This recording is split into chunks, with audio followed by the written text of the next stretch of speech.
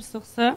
Tags.com, c'est un petit web anciennement. Donc, il y a des publicités là-dessus. C'est très jeune, mais ça peut quand même... donc, il y a beaucoup de jeunes de l'Abitibi-Témiscamingue qui sont sur ce site-là. Et il y a possibilité que nos publicités soient uniquement pour les jeunes de l'Abitibi-Témiscamingue. On y reviendra un petit peu plus tard. Google AdWords, c'est les publicités quand on va sur Google, qu'on fait une recherche, qui sortent à droite de la page ou dans le haut de la page. Donc, ça aussi, c'est une avenue qu'on explore, nous, à l'UQAT. Et la publicité sur Facebook, je mets Facebook pas comme outil de médias sociaux, mais vraiment comme endroit où faire de la publicité. Donc, ce qui est intéressant avec Facebook, c'est vraiment possible de cibler. Je veux rejoindre les femmes de 18-24 ans célibataires qui vont à l'université. Bien, je peux tout faire ça avec Facebook. On y va avec les profils, comment les gens ont rempli leur profil Facebook. Donc, ça, c'est des publicités qui sont intéressantes. Puis, on va voir, une fois qu'on a décidé, exemple, je fais de la publicité sur Facebook, qu'est-ce que je fais avec ça? Je fais-tu de la publicité pour le monde entier, moi, là? Non. Alors, en premier, il y a la possibilité de faire du géociblage. Donc, quand je choisis de faire une publicité sur Internet, je peux dire, moi, je veux uniquement rejoindre les gens de l'Abitibi-Témiscamingue. C'est possible de le faire. Nous, on le fait sur certains sites. Donc, c'est vraiment par les adresses IP des ordinateurs. Je dis, moi, c'est seulement ceux qui sont en Abitibi-Témiscamingue que je veux rejoindre. Je peux dire, je veux les gens du Québec, je veux les gens de l'Abitibi, de l'Outaouais, du Saguenay. Ça, c'est vraiment facile de le faire.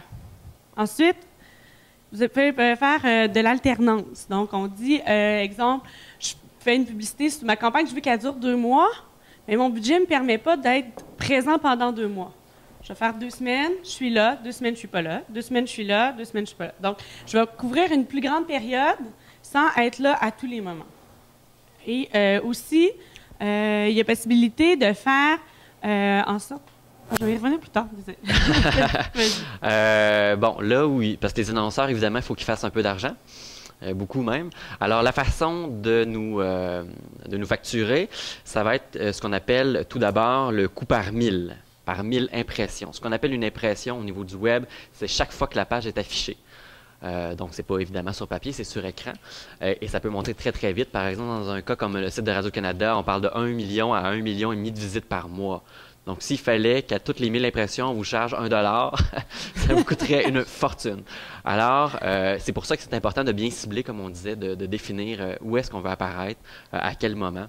Et puis, là où je pense que tu en parles à un moment donné, oui, OK. Non, c'est là que tu l'as emmené. OK, c'est ça.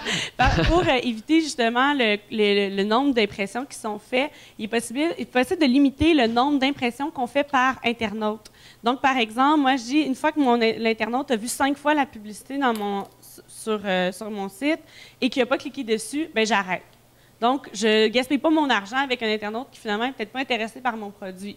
Donc, je dis, une fois la publicité, je peux lui dire 1 fois, 2 fois, 3 fois, je choisis le nombre d'impressions que je veux que mon internaute ait. Donc, ça, c'est une possibilité aussi pour faire diminuer les coûts.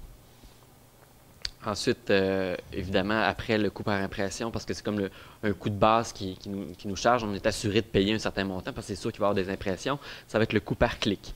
Et là, le coût par clic peut énormément varier.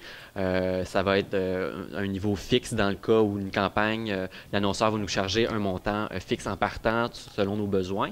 Ou dans un cas comme AdWords, sur Google, ça va varier en fonction de d'autres facteurs qu'on verra tantôt. Mais évidemment, ça coûte plus cher à partir du moment où notre publicité a rempli son mandat, c'est-à-dire faire cliquer la personne pour qu'elle se retrouve sur notre site web. Mais on parle là, des coûts par clic, là, c'est des cents. C'est des sous, c'est pas des dollars. Oui, c'est ça. Même que nous, on en a, c'est 15 sous le clic. Là. Donc, c'est pas des coûts faramineux. Maintenant, il y a différentes possibilités qu'on peut faire avec les publicités. Je parle, mais par exemple, si vous décidez sur InfoPresse, sur Cablevision, les possibilités sont un petit peu moindres, là, mais sur le site de Radio-Canada ou Cyberpresse, vous pouvez avoir des publicités en flash ou en un bandeau. Donc, flash, c'est vraiment du vidéo. Un bandeau, ça va être juste une image qui va défiler. Là. Sur le site de Cablevision, par exemple, c'est uniquement des bandeaux qu'on peut mettre. On ne peut pas encore faire du flash. Les formats, donc, peuvent être très variés. On a la possibilité de faire des super bannières, qui sont les bandeaux là, dans le haut des pages. Il y a les gratte-ciels qu'on retrouve sur le côté. Il y a l'îlot ou le big box, qui sont là, les carrés qu'on retrouve, là, par exemple, si on va sur le site de MSN, c'est toujours un îlot qui est là. Et il y a aussi le fond d'écran. Si on va sur le site de Radio-Canada, des fois, je ne sais pas si vous aviez vu la publicité de Mirador, c'était un fond d'écran. Donc ça, c'est intéressant. C'est une publicité, en fait, que les gens qui ont un format d'écran un peu plus large, comme celui-ci, par exemple, vont voir à l'extérieur de notre page web. Donc, on fait une publicité dans le fond d'écran. Ce qui est intéressant, c'est de le jumeler avec une publicité de format, soit de bannière ou de gratte-ciel, pour être sûr que les internautes qui ont un format d'écran plus petit voient quand même notre publicité, là. Et il y a aussi différentes fonctionnalités qu'on peut avoir à notre publicité. On peut avoir une publicité que c'est une image, que c'est écrit « Cliquez pour agrandir », on clique, on a plus d'infos. On peut avoir une publicité audio. Ce qui est vraiment intéressant, c'est des publicités qui sont animées. Une à laquelle je pense toujours, c'est une publicité de l'Auto-Québec sur l'Extra avec ça. Je ne sais pas si vous l'aviez vu, c'était un jeune homme qui faisait des « oui » comme ça, l'Extra avec ça, « oui ». Et là, tu pouvais jouer avec la souris et faire bouger la tête du gars. Et là, si tu essayais de lui faire dire non, comme ça. C'était impossible. Il revenait oui. Donc ça, c'est intéressant parce que nos publicités sur Internet, ils ont des durées limitées, donc ça dure 10 secondes, tout ça. Mais quand il y a une interaction avec l'internaute, cette publicité-là peut durer 2 jours. Si c'est 2 jours à jouer avec le petit bonhomme qui fait oui, la publicité n'arrêtera jamais. Donc tant qu'il y a une interaction avec l'internaute, la publicité continue. Donc les possibilités sont infinies. Et comme on le disait tout à l'heure, quand la première statistique, 53% des internautes qui sont positivement affectés par une pub décident d'aller plus loin, ben c'est là où l'importance d'être original dans ce qu'on fait, d'avoir quelque chose qui sort de l'ordinaire, là, peut nous amener à générer un peu plus de clics. Alors, il y a les traditionnels envois par courriel. Ça, c'est un peu comme le Publisac qu'on parlait tantôt, mais écolo. Alors ça, dans ce cas-là, ça va être vraiment relié à une campagne précise. Quand on parle de courriel, c'est un envoi avec vos banques de noms ou de courriel que vous avez déjà. Si vous faites une campagne pour un produit, un service, un événement, ça va être de façon, momentanée. Là. Ça va être vraiment par rapport à un élément. Sinon, il y a ce qu'on appelle... L'infolettre. Voilà, merci. Alors, c'est ce qu'on appelle l'infolettre. Ça, c'est vraiment de développer un lien particulier avec vos clients. Ça va être quelque chose de régulier. Il faut absolument le faire de façon régulière, mais pas trop souvent non plus, sinon ils vont se tanner et ils vont carrément se désabonner. Alors, je dirais... quelque chose de moyen, ce serait à peu près une fois par mois, les tenir au courant. Ça peut être des spéciaux, ça peut être juste des événements, tenir au courant de l'actualité de l'entreprise, des développements, des nouveaux produits, des nouveaux services. Ou, dépendamment de votre secteur d'activité, ça pourrait peut-être aller jusqu'à une fois par 2 semaines à peu près, mais pas plus souvent que ça parce que je peux vous garantir que ça ne donnera rien. Ça va faire comme du spam, finalement, des pourriels. Les gens vont les prendre et vont les jeter, tout simplement. Très important, mettez en évidence, pas trop, il ne faut pas que ce soit un gros bouton qui flash, là, mais il faut que ce soit facile de se désinscrire. Ça fait partie des concepts d'ergonomie, tout ça.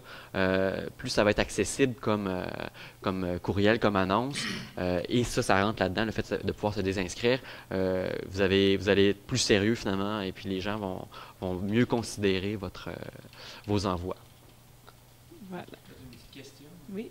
Avez-vous des données sur une infolettre dans le courriel par rapport à disons un bulletin en PDF? Y a-t-il une différence dans l'approche? Juste pour les internautes, donc on demande ici s'il y a une différence entre une infolettre qui est envoyée par courriel ou un bulletin plus en PDF, là, qui serait transmis par courriel. Bien, la différence, c'est que si c'est directement par courriel, ça va être intégré dans le courriel, donc ça va être format HTML.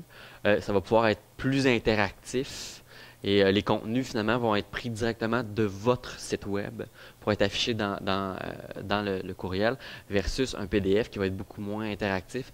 Ça dépend du type de... Si on parle de quelque chose de plus publicitaire, moi, je dirais plus avec un format HTML qui va pouvoir bouger, avoir intégré des éléments graphiques comme des GIFs qui vont pouvoir bouger un peu, qu'un PDF qui va être beaucoup plus statique et qui serait peut-être plus adapté à un bulletin d'information, finalement, qu'à une campagne.